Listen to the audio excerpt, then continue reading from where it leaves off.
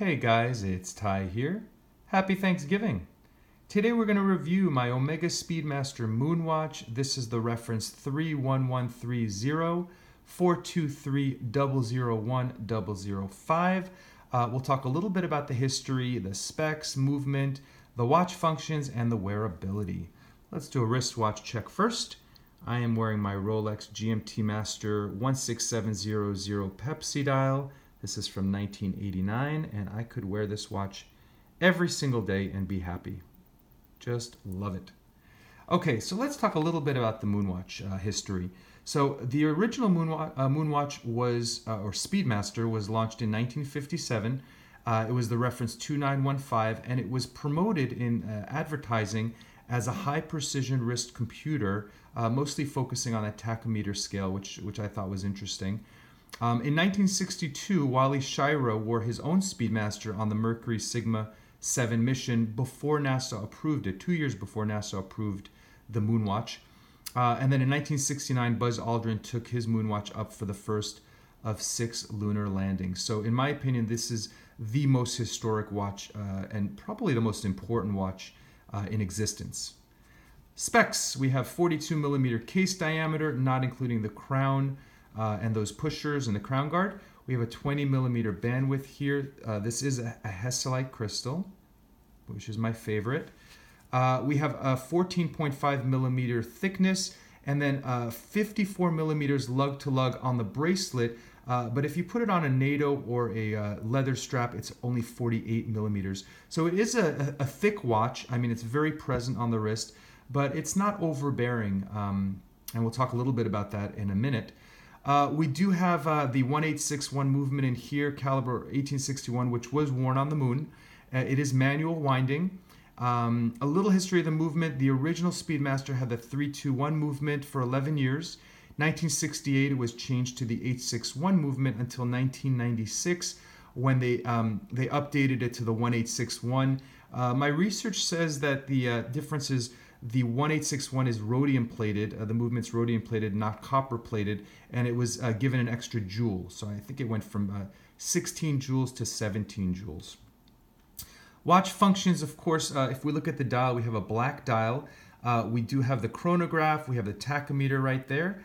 We have a small second subdial at the 9 o'clock position, 30-minute recorder at the 3 o'clock position, and a 12-hour recorder on the 9 o'clock position. Just a really awesome dial in my opinion. So cool.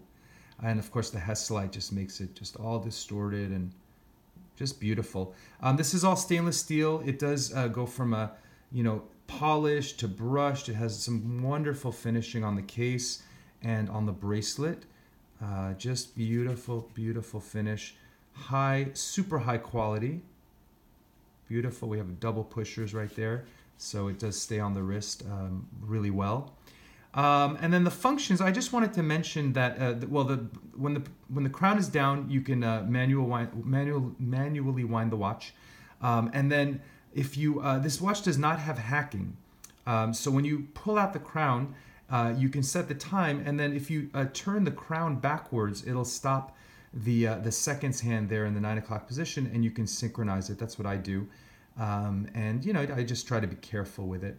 So I bought this watch off of a seller that I found on eBay that I had bought a Tudor Black Bay from, and he had this for sale, and I actually bought it from his website, so I saved a couple $100. New this retails for I think around just over $5,000, and I got it for a couple $1,000 less. It did come brand new, completely sealed with all the paperwork and the big box and everything.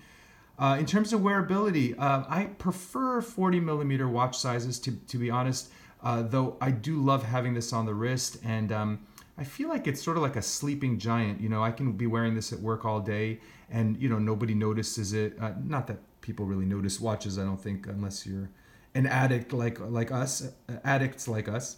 But then if they do notice it, it's very striking. It really has such an original design. I mean, you just can't you can't mistake it for anything but a Speedmaster, which I really love. So I've had it for just over 8 months, maybe around 9 months at this point, and I'm really, really happy with it. When I pared down my collection, I had a silver dial Speedmaster. It was it wasn't a reduced, but it was like a special edition, smaller one. It was 39.5 millimeters. And then I had three Seamasters actually, and I sold everything, and I bought this watch, and I could not be happier. It does come with a couple of fun things I wanted to share. We do have this sort of like this little weight here, which is pretty cool. I don't really use this for anything, but it's kind of neat. And then we have this magnifier, which is really cool, which I do use, and all the paperwork there. And then it comes with some booklets, which are really, really neat. So anyway, guys, thank you for watching. I hope you have a great Thanksgiving and a great rest of your Thursday today, and I will see you soon.